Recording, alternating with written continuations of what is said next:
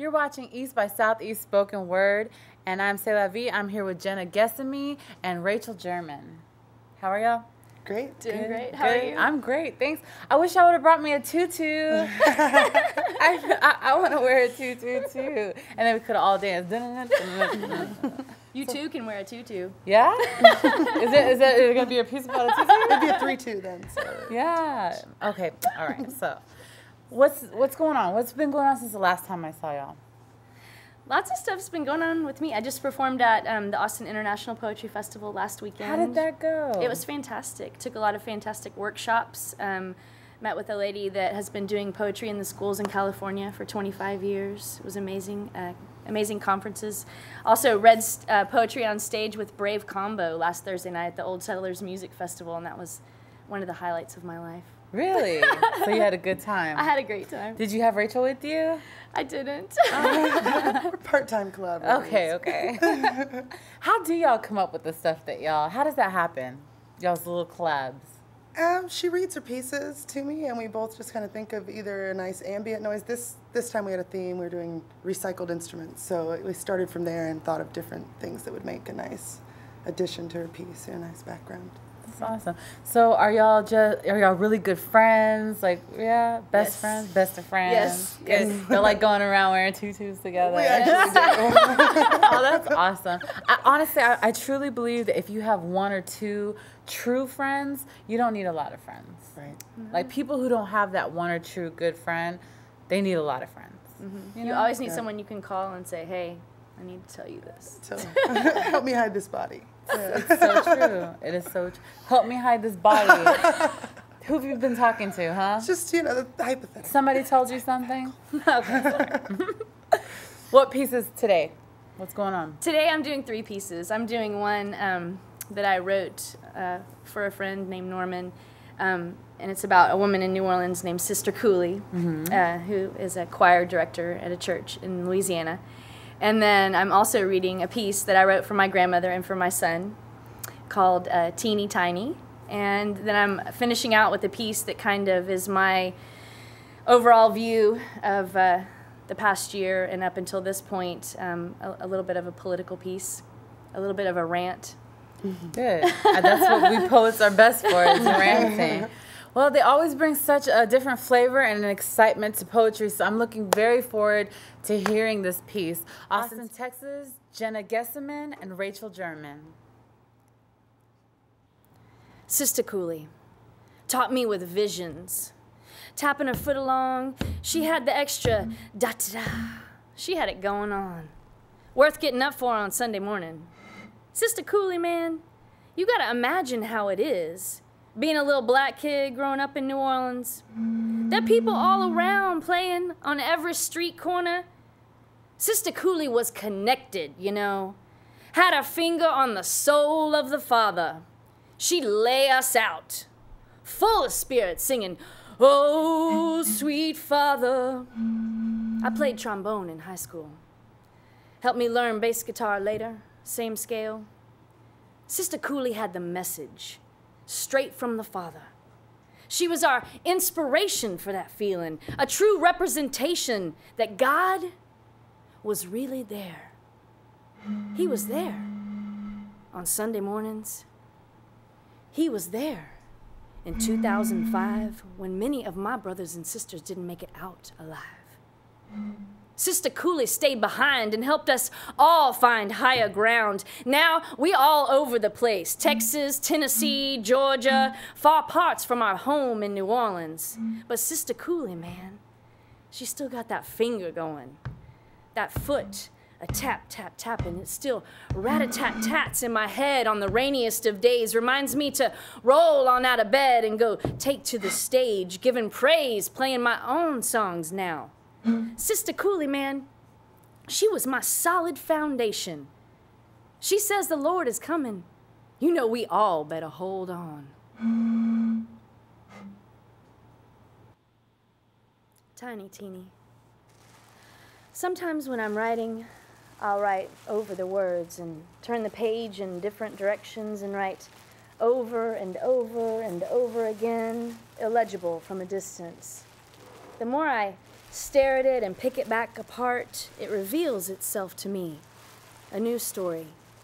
New moments progressing each time I decide to step back and let the blur happen. I wasn't expecting you to die so quickly. Without notification or preparation time, I cried heavy heaves of soddy snobs alone in the bathtub, surrounded by porcelain. It is where my sister, brother, and I were sent when tornadoes threatened. I always feel safe there.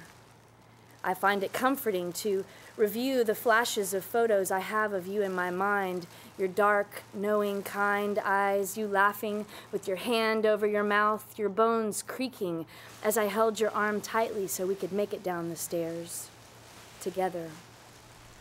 The words, with their cursive, sloping, curling, scooping nature, cup me up in their palms, and I fall asleep with salty cheeks. In my dreams, I identify with the homeless shadows under the bridge.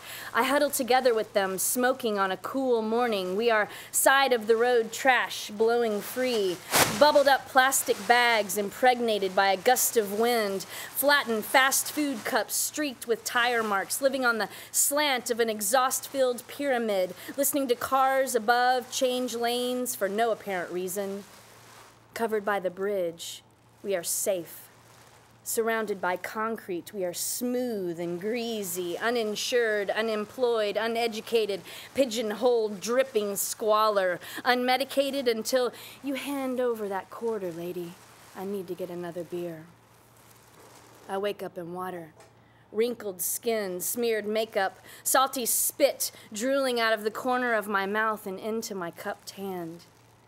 My first thought is that I don't really care, but I do. I realize that I didn't drown. The happy news gives me energy to pick up the soap and begin to wash off, and all my memories come back in again like tickles from those same hands I've known my entire life. And I'm not sad that I don't have more of you.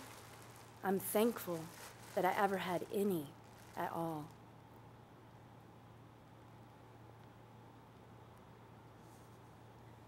This one is titled, Due to the lack of tax revenue, nationwide, 300,000 teachers will be cut, schools will close, class sizes will double, as Goldman Sachs reports a 91% increase in profits due to taxpayer-funded bailouts.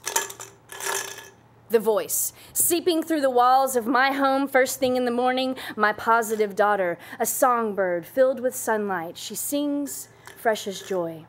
The voice, quiet moans of mothers in Haiti, dying ghostly babies still in their bellies. The voice, wrung out by rage, is taut with tension, then punctured for deviation. The voice, a writer drowning immersed in the assembled meaning of mere words. May be encountered in nature or sensory stimulation, may be painted into thick canvas memories by Alfredo Santos, 1964, Mexico City, may be the bell on a local shop door, happy customer leaving.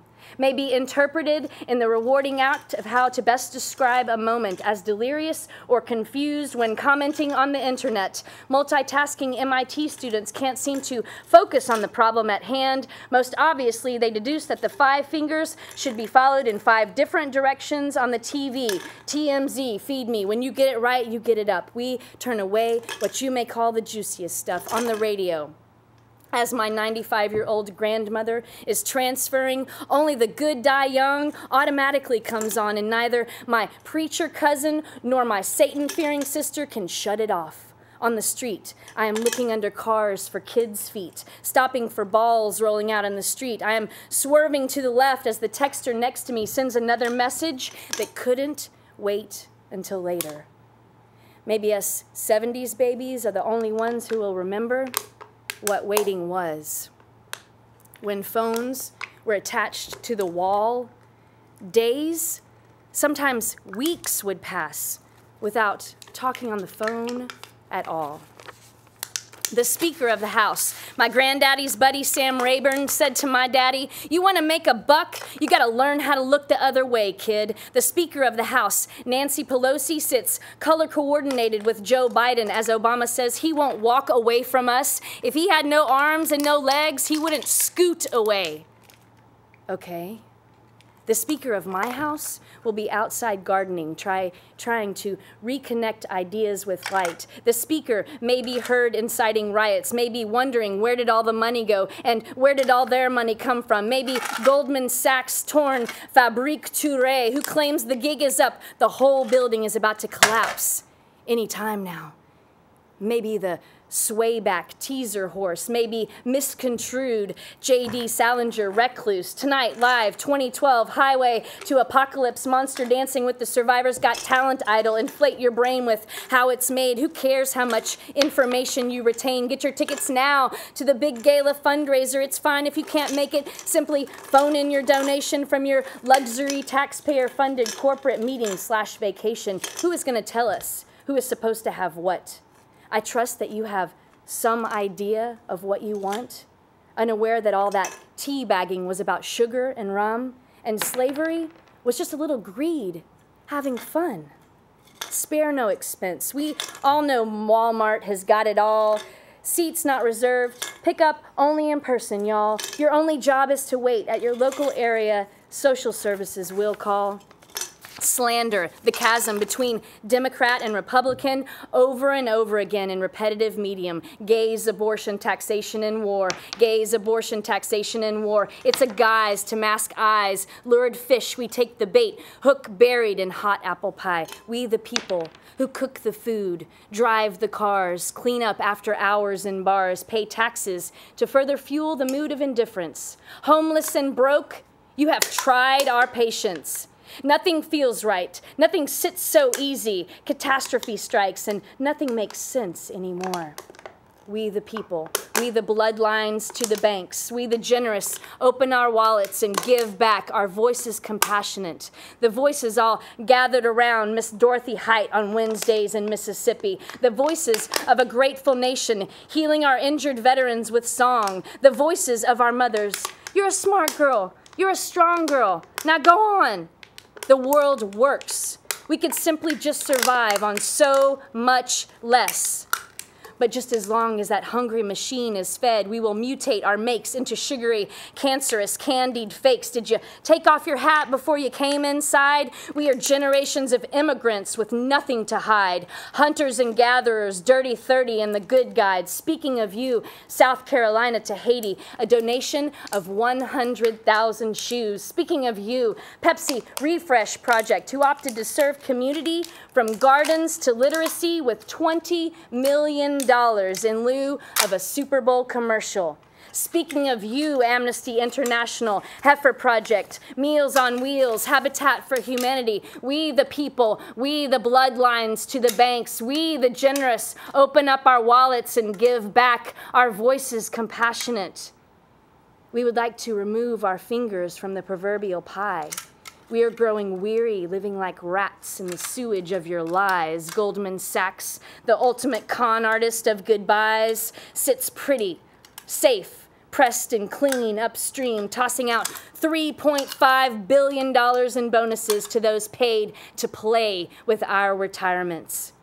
And pennies full of wishes to those down there in the ditches, hungry and slighted, fat and happy. They got our money two times. Profits are up 91% from last year. Gee, that's weird. Too big to fail? The voice may be interpreted on the air from the speaker, may be confused as all streamlined chaos is filtered and deferred by words we choose daily. We create the move moment by fleeting breath gone. Second hand sweeping up the sands of time declares, what a familiar mess. 1920s, we digress. Just before we recycle, just before ashes to ashes, the times, the newspapers, the words drift, diminish as dust to dust. We are sped up, neon pixels, LED technology, eased back down. Pencil, scratching paper, restrained again, tagged and bagged, processed into fish food. regardless of the current mood. Yeah. Woo! Thank you.